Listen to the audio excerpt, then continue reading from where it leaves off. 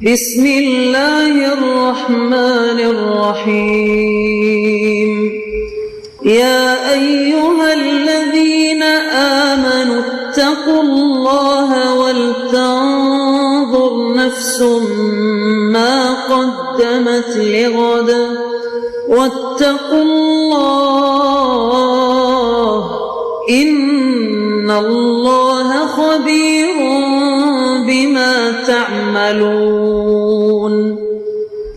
اے ایمان والو، اللہ سے ڈرتے رہو اور ہر شخص کو دیکھنا چاہیے کہ اس نے کل یعنی آخرت کے لیے کیا سامان بھیجا ہے، اور ہم پھر کہتے ہیں کہ اللہ سے ڈرتے رہو، بے شک اللہ تمہارے سب اعمال سے خبردار ہے۔ بسم اللہ الرحمن الرحیم، الحمد للہ رب العالمین، والصلاة والسلام على اشرف الانبیاء والمرسلین وعلى آلہ واصحابہ اجمعین ومن تبعہم بإحسان الى یوم الدین۔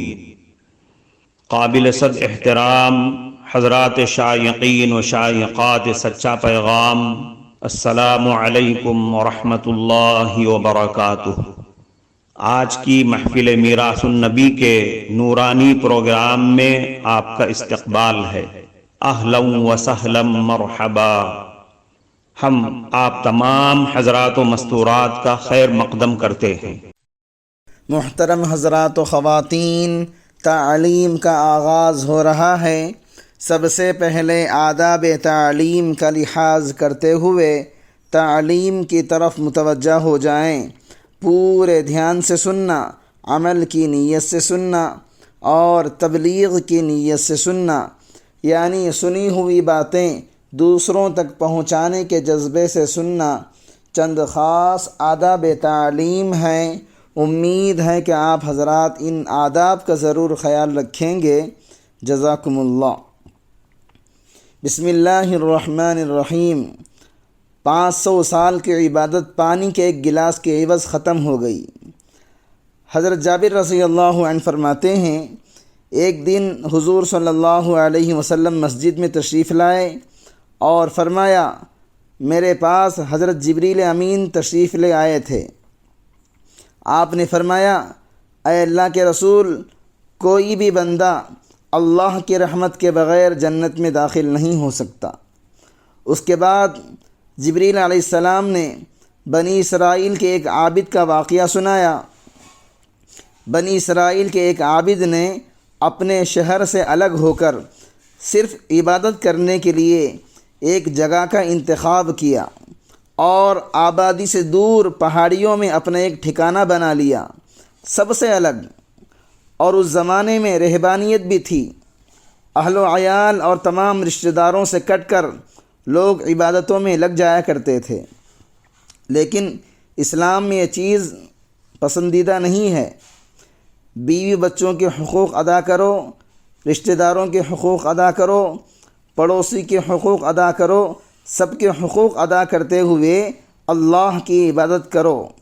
تو پچھلی امتوں میں یہ تھا، اگر اللہ کا قرب حاصل کرنا ہے تو سب سے کٹ کر عبادتوں میں لگ جایا کرتے تھے۔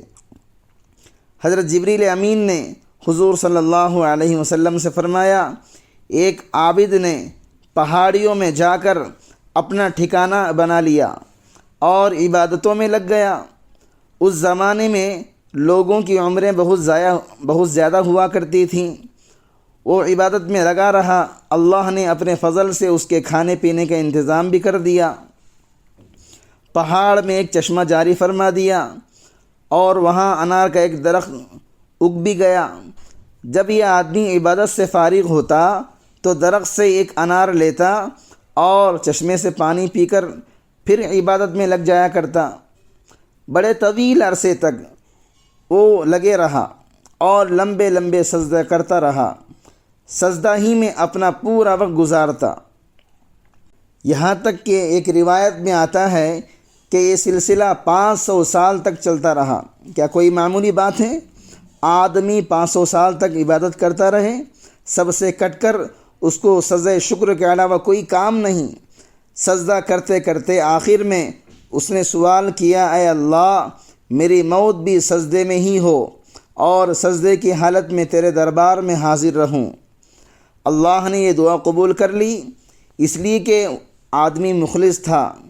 اب آدمی ساری چیزوں سے کٹ کر اللہ ہی کو مخصوص بنا لے اور اپنی مراد صرف اللہ ہی کو بناتا ہے تو اللہ ایسے مخلص کی دعا فوراً قبول کر لیتے ہیں۔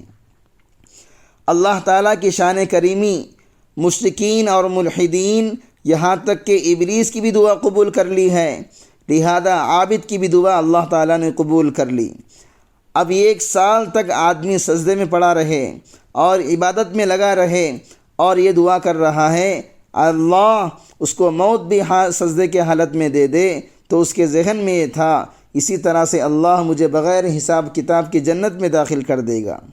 حدیث میں آتا ہے حضرت جبریل امین نے فرمایا اس کا انتقال تو ہو گیا، اب قیامت کے دن جب یہ بندہ اٹھے گا سجدے کے حالت میں تو اس کا معاملہ اللہ کیا کرے گا یہ لوح محفوظ میں لکھا ہوا ہے۔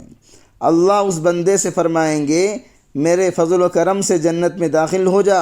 بندہ مخلص ہے مگر یہ بشر کہے گا، یہ انسان کہے گا اللہ میرے فضل سے مجھے بخشے گا، میری عبادت کا کوئی صلہ نہیں۔ اس کی نظر اس کی عبادت پر چلی گئی، حالانکہ کسی بندے کو اپنی عبادت اپنی نیکی پر نظر نہیں رکھنی چاہیے۔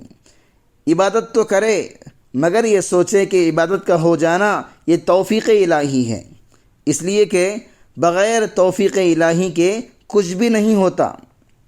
فرمایا اس بندے کے اس سوال پر میری عبادت کا کیا ہوا؟ اللہ تعالیٰ فرمائے گا اس بندے کو ذرا جہنم کے کنارے لے کر جاؤ۔ حدیث میں آتا ہے کہ جہنم کے بھاپ سے اس کا پورا بدن سوکھ جائے گا، پیاس شروع ہو جائے گی، بے انتہا پیاس ہوگی، پیاس سے اس کا حلق سوکھ کر کانٹا ہو جائے گا، وہ پانی کے لیے چلائے گا اب یہاں جنت کی طلب ختم، صرف 1 گلاس پانی مل جائے بس ہے، کسی اور چیز کی ضرورت نہیں، ساری چیزیں ختم۔ فرشتوں سے کہے گا پانی پلاؤ، بس غیب سے پانی پیش کیا جائے گا، وہ پانی کی طرف لپکے گا، ہاتھ بڑھائے گا، اس پانی کی قیمت 500 سال کی عبادت ہوگی۔ فرشتہ کہے گا اگر تو یہ پانی پینا چاہتا ہے تو 500 سال کی عبادت دینی ہوگی۔ ہاں لے لو، میرے پاس ہے، پانی دے دو۔ اب وہ 500 سال کی عبادت دے کر پانی حاصل کرے گا۔ اب اس کے پاس کیا رہ گیا؟ کچھ بھی نہیں، جو تھا وہ سب ختم۔ اب اللہ تعالیٰ کی طرف سے سوال ہوگا تیری جو 500 سال کی عبادت تھی وہ پانی کے 1 گلاس کی عوض ختم ہو گئی، اور جو تو نے ہمارے انار کھائے، چشمے کا پانی پیا، اس کا کیا ہوگا؟ اس کا حق کیسا ادا کرے گا؟ اس کے پاس کوئی جواب نہیں ہوگا۔ پھر فرمائیں گے اللہ تعالیٰ یہ جو میں تجھے آنکھ دیے، کان دیے، اعضائے بدن صحیح سالم بنائے، ساری بیماریوں سے محفوظ رکھا، ہاتھوں میں طاقت آئی، اس کا کیا بدلہ ادا کرے گا؟ اب یہ آدمی پریشان ہے، بے سر و سامان ہے، اس لیے کہ جو تھا وہ سب ختم ہو گیا۔ عبادت کا اس نے جو صلہ پوچھا تھا وہ سب ختم۔ اس نے سمجھا تھا کہ عبادت کا انبار ہے، لیکن وہ عبادت تو صرف 1 گلاس پانی کی نظر ہو گئی۔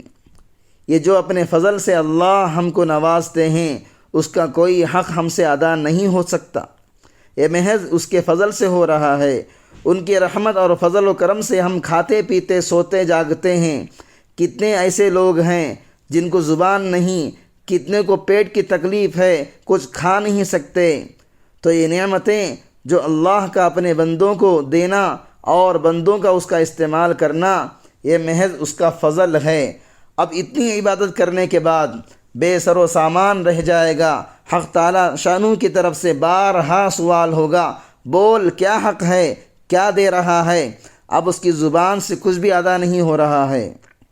پھر وہ آدمی کہتا ہے اللہ تو اپنے فضل و کرم سے مجھے جنت میں داخل فرما دے، میرے پاس کچھ بھی نہیں۔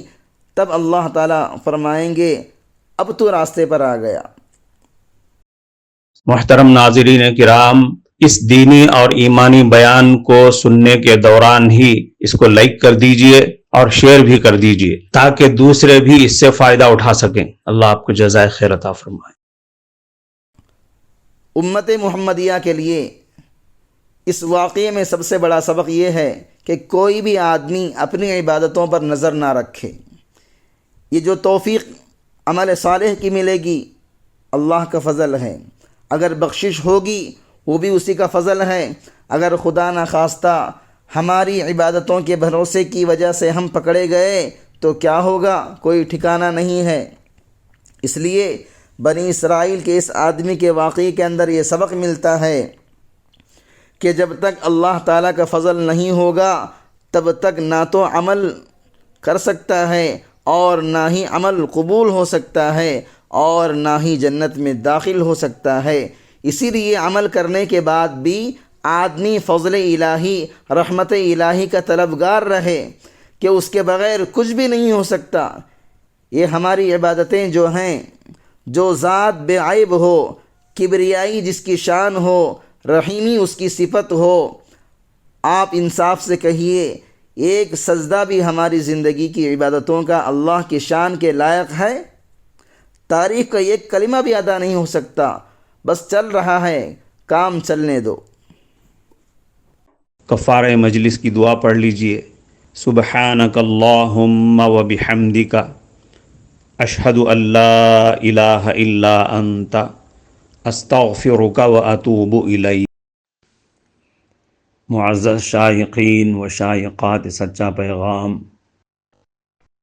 آپ کو اندازہ لگ گیا ہوگا کہ یہ مضمون کتنا اہم ہے اور کس قدر فائدہ مند ہے۔ کم سے کم درجے میں سوشل میڈیا کے ذریعے سے بھی ہم اس کو زیادہ سے زیادہ شیئر کریں گے تو دعوت کے فریضے کی کوششوں میں ہم بھی اپنا کچھ حصہ ڈالنے والے بن سکتے ہیں۔ لہٰذا زیادہ سے زیادہ اس کو عام کریں تاکہ پوری دنیا کے ہندوؤں کی غلط فہمی دور ہو جائے اور انہیں یہ زمینی حقیقت معلوم ہو جائے اور وہ اپنے اصل مذہبی لیڈر پیغمبر آخر الزماں حضرت محمد الرسول اللہ صلی اللہ علیہ وسلم کو ماننے پر مجبور ہو جائیں اور کلمہ پڑھ کر آپ کے ساتھ ساتھ وہ بھی جنت میں جانے والے بن جائیں۔